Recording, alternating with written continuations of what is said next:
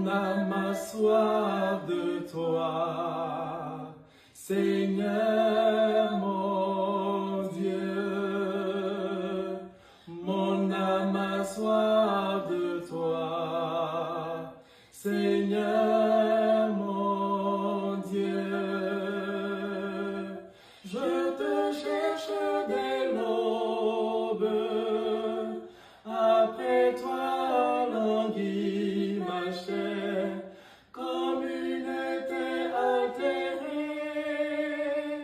aride sans eau.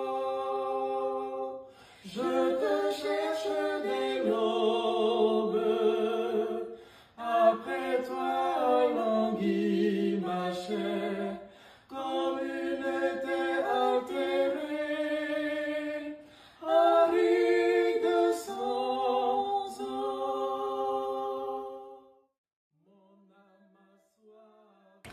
En ce dimanche au 8 mars 2026, je vous propose de méditer Jean 4, 5 à 42. En ce temps-là, Jésus arriva à une ville de Samarie appelée Sychar, près du terrain que Jacob avait donné à son fils Joseph. Là se trouvait le puits de Jacob. Jésus, fatigué par la route, s'était donc assis près de la source. C'était la 6e heure, environ midi. Arrive une femme de Samarie qui venait puiser de l'eau. Jésus lui dit, « Donne-moi à boire. » En effet, ses disciples étaient partis à la ville pour acheter des provisions. La Samaritaine lui dit, « Comment toi, un Juif, tu me demandes à boire à moi, une Samaritaine ?» En effet, les Juifs ne fréquentent pas les Samaritains. Jésus lui répondit, « Si tu savais le don de Dieu, et qui est celui qui te dit « Donne-moi à boire », c'est toi qui lui aurais demandé et il t'aurait donné de l'eau vive. » Elle lui dit, « Seigneur, tu n'as rien pour puiser et le puits est profond. D'où as-tu donc cette eau vive? Serais-tu plus grand que notre père Jacob qui nous a donné ce puits et qui en a bu lui-même avec ses fils et ses bêtes? » Jésus lui répondit, « Quiconque boit de cette eau aura de nouveau soif, mais celui qui boira de l'eau que moi je lui donnerai n'aura plus jamais soif. Et l'eau que je lui donnerai deviendra en lui une source d'eau jaillissante pour la vie éternelle. » La femme lui dit, « Seigneur, donne-moi de cette eau que je n'ai plus soif et que je n'ai plus à venir ici pour puiser. Je vois que tu es un prophète. Eh bien, nos pères ont adoré sur la montagne qui est là, et vous les Juifs, vous dites que le lieu où il faut adorer est à Jérusalem. » Jésus lui dit, « Femme, crois-moi, l'heure vient où vous n'irez plus ni sur cette montagne, ni à Jérusalem pour adorer le Père. Vous, vous adorez ce que vous ne connaissez pas. Nous, nous adorons ce que nous connaissons, car le salut vient des Juifs. Mais l'heure vient, et c'est maintenant, où les vrais adorateurs adoreront le Père en esprit et en vérité. Tels sont les adorateurs que recherche le Père. Dieu est esprit, et ceux qui l'adorent, c'est en esprit et vérité qui doivent l'adorer. » La femme lui dit, « Je sais qu'il vient le Messie, celui qu'on appelle le Christ. Quand il viendra, c'est lui qui nous fera connaître toutes choses. » Jésus lui dit, « Je le suis, moi qui te parle. » Beaucoup de Samaritains de cette ville crurent en Jésus lorsqu'ils arrivèrent auprès de lui. Ils l'invitèrent à demeurer chez eux. Il y demeura 2 jours. Ils furent encore beaucoup plus nombreux à croire à cause de sa parole à lui. Et il disait à la femme, « Ce n'est plus à cause de ce que tu nous as dit que nous croyons. Nous-mêmes, nous l'avons entendu et nous savons que c'est vraiment lui, le Sauveur du monde. »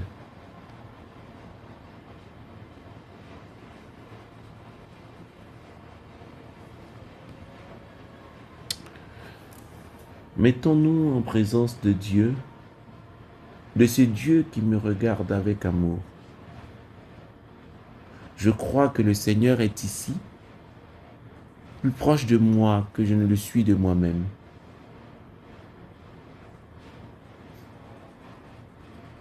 Seigneur, que toutes mes pensées, mes affections et mes désirs soient entièrement ordonnés à ton service et à ta louange.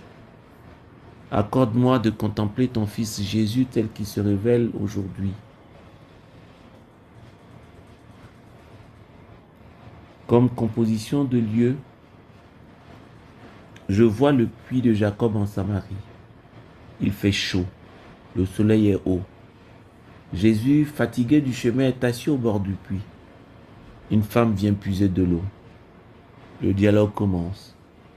Peu à peu, le mystère se dévoile. Celui qui parle est le Messie attendu. Je me place dans la scène, peut-être près du puits, peut-être parmi les habitants du village. J'écoute. Pourrons alors demander la grâce. Donne-moi de te connaître, Seigneur, comme le Messie et la source de l'eau vive. Et fais que cette rencontre avec toi fasse naître en moi une foi vivante et missionnaire. Comme premier point, nous pouvons méditer Jésus qui se révèle comme source de l'eau vive. Si tu savais le don de Dieu, c'est toi qui lui aurais demandé et il t'aurait donné de l'eau vive. Au début, la femme cherche simplement de l'eau matérielle, mais Jésus ouvre une autre dimension. Il parle d'une eau qui apaise la soif, la plus profonde du cœur humain. Cette eau est la vie de Dieu lui-même. Peu à peu, le dialogue fait passer la femme de l'eau du puits à l'eau vive du salut. Jésus se révèle ainsi comme la source véritable. Nous pouvons alors contempler Jésus fatigué, humble, mais porteur d'un don infini. Quelle est la soif profonde de mon cœur? Où est-ce que je cherche l'eau qui ne rassasie pas? Comme deuxième point, nous pourrons méditer sur la révélation explicite du Messie. La femme parle du Messie attendu. Je sais que le Messie doit venir. Alors Jésus prononce l'une des révélations les plus directes de l'Évangile. Je le suis, moi qui te parle. Le voile tombe, le moment est décisif. Celui qui demande à boire est le sauveur du monde.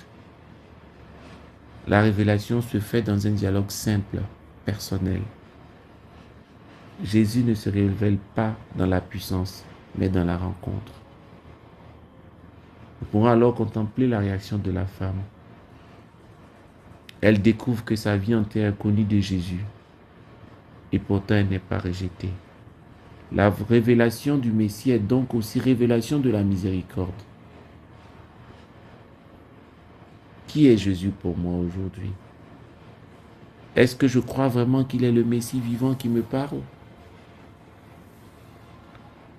Comme troisième point, nous pouvons méditer la naissance d'une foi missionnaire. La rencontre ne reste pas privée. La femme devient messagère. Venez voir un homme qui a dit tout ce que j'ai fait.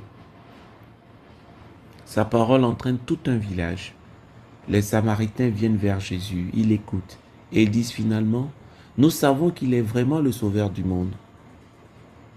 La révélation personnelle devient foi communautaire. C'est la dynamique missionnaire de l'Évangile. Rencontre, transformation, témoignage, foi des autres.